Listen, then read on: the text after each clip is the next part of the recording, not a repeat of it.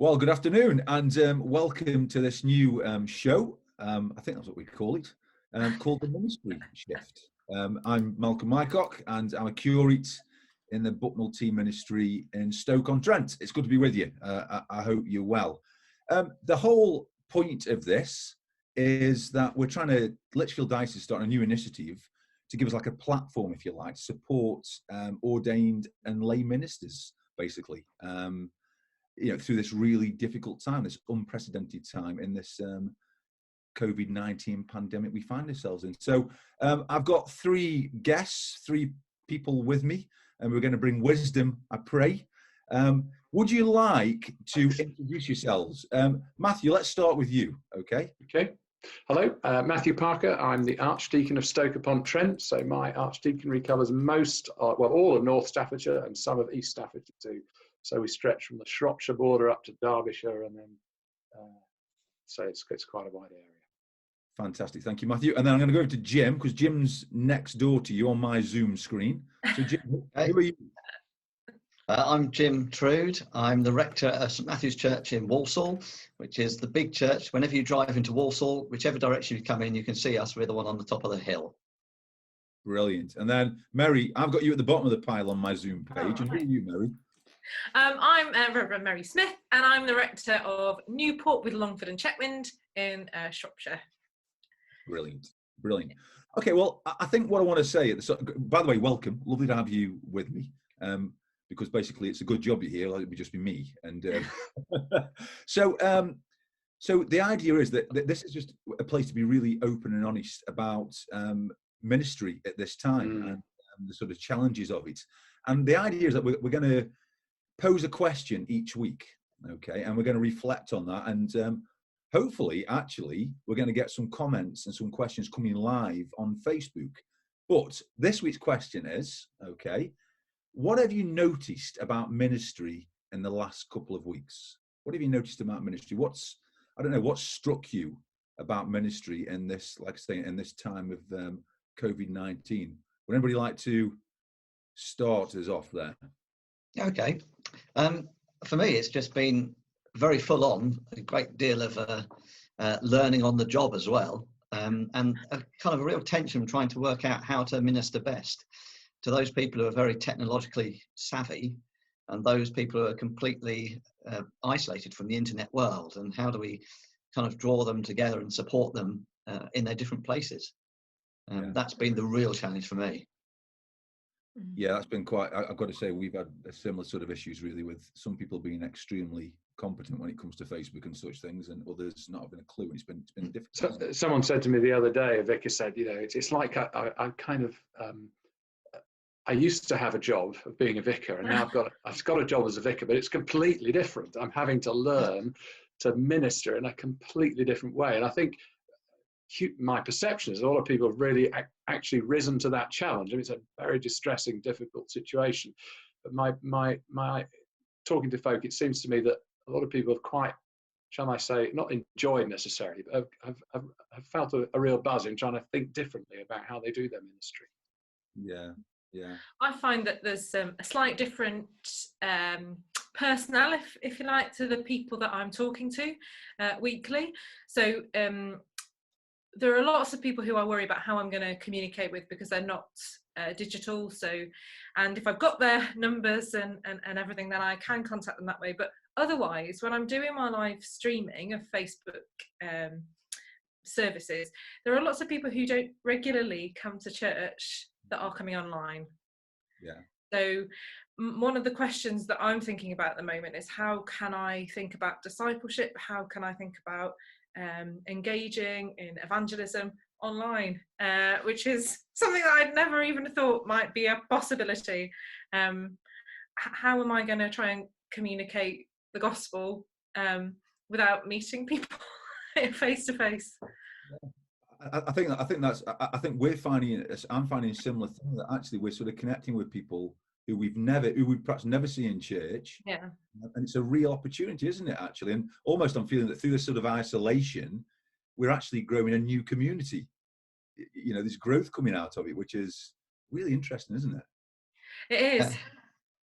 Sorry, Jim. I think the challenge really is to know how much of it is genuine potential and how much of it is just novelty value.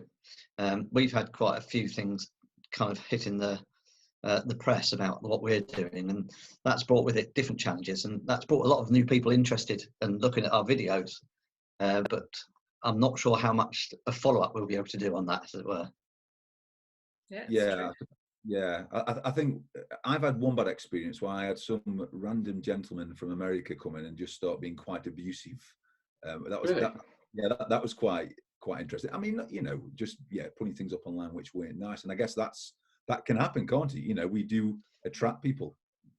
Sometimes that happens while we're in church. People, no, Yeah. but no, the internet's full of people like us, isn't it? And just trying to kind of manage appropriately the comments you receive. And, but and as you point out, I mean, it goes out around the world. We're our own little TV station broadcasting to the world. That's quite a responsibility in a way. It is. We're doing it slightly differently. We've not gone for live feed as such. We're doing pre-recorded in people's homes and putting a video together, and it gets launched at the same time every week. But people can also go back and watch it again on YouTube, or if people have missed it, they can go back and watch it, and that probably insulates us a bit from the live comments, as it were. Yeah. I mean, the good thing is with the live comments, you can get rid of them. I mean, I think that's a good thing to know. Actually, if something's a bit offensive, it can actually be taken down pretty much straight away. So that's good to know. I think for me, one of the challenges is that there aren't very many techie people in my benefice, and apologies to anybody who is techie, and I'm not. I'm not using the ministry of, but that's a challenge for me. So I've got 2 readers, both of whom are not probably the most tech savvy, and then 2 reader trainees, and lots of people who get involved in the ministry of the church generally. And I'm trying to think about how I might be getting them to be involved when they can't come and be involved. So using the experience and the knowledge that they have, and how we can use that, and we've not really succeeded very well so far. Somebody was trying to load a contemplative service that they'd done, and they couldn't really audio record it, and they couldn't really video it. So it's about how we do things remotely. It's a real challenge, but good challenge to have, I suppose. Yeah, but do you feel under pressure, the 3 of you, to come up with the wonderful, technologically streamed, marvellous Facebook Zoom production? And is that a pressure we should be feeling? I mean, there are good old-fashioned ways of communicating, telephones, and even send people a letter, can you? I don't know. Well, is there a bit of pressure, a bit of competition there? I don't feel a pressure. I think it's quite good fun, but then I would, because Facebook to me is something that I'm used to. So live streaming on Facebook isn't a challenge particularly to me, but because the camera's faced at me, I don't get to read any of the comments either because the camera's away. So I don't find that a pressure. If I were trying to do something like what other people are doing and making things slick, then I would feel a challenge, but that's not me, so I'm not going to worry about it. I don't really feel the pressure, but that's because I've got a team, a few people who are very tech savvy. I've actually come off Facebook for Lent, ironically. Have you gone back on? I've gone back on on the church Facebook page, but I'm keeping off my private one. Well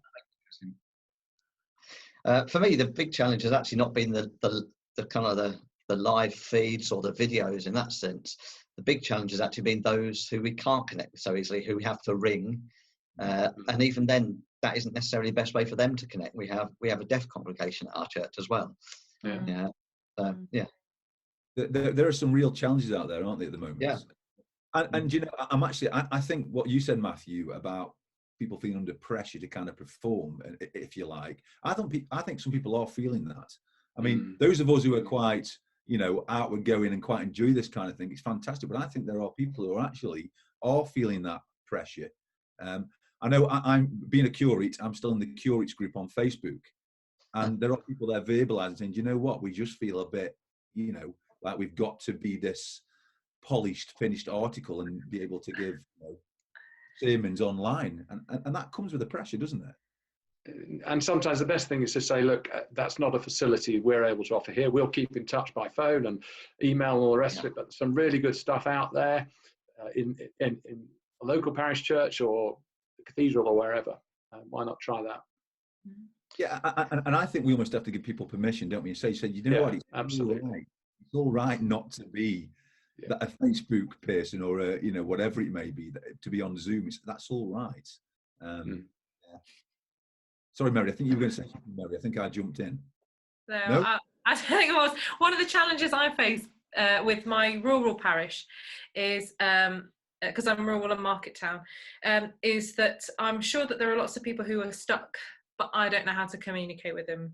So whereas normally I wouldn't know how to communicate them, now I feel like really I ought to be trying, because we're trying to be available for people who have got needs. So we've set up a phone line for people from Facebook who volunteered and people who need help that's coming in through Facebook. But how do we even try and communicate with those people? Once upon a time I might have used a phone book, but we don't have one. So those people who are in rural Chetwynd, how do I try and communicate with them? I just don't know. In some respects, it's a lot easier to communicate with those people we already know. It's the people who we don't know who need our help that we're struggling to reach, and they're the kind of people who, if the church was open, they'd just walk in off the street, but they can't just walk in off the street now. And how do we minister to them? And I'm finding that really tough, really hard. We've, I suppose from a church point of view, and I'm sure you've probably done the same, but we've just put together a phone call. We've got like shepherds, I think some churches call them, and we've allocated certain people phone numbers so nobody drops through the net, which we're finding is really helpful. And something else in Stoke that's happened, we've got this community, it's voluntary community set up, and people in general are phoning into them and saying, listen, I'd like a friendly phone call, or I need some shopping picking up. And you're able as a church to kind of put yourself forward for that, and that's been really good. But yeah, I can only imagine what it's like in rural ministry. I mean, obviously I'm in the middle of Stoke-on-Trent, so it's a little bit different here. Yeah, brilliant. Well, listen, can I just say thank you? I think it's probably about time to wrap it up for this week. Thank you so much. So Jim, Matthew, and Mary, that's in order on my Zoom screen. Okay. Thank you for joining in this week. I hope people who are watching have found it helpful. And please do send in your comments, send in your questions. And this is a safe place to ask those questions. We're in it together, aren't we? So God bless everybody. Okay, stay safe, look after yourselves, and we'll see you next week.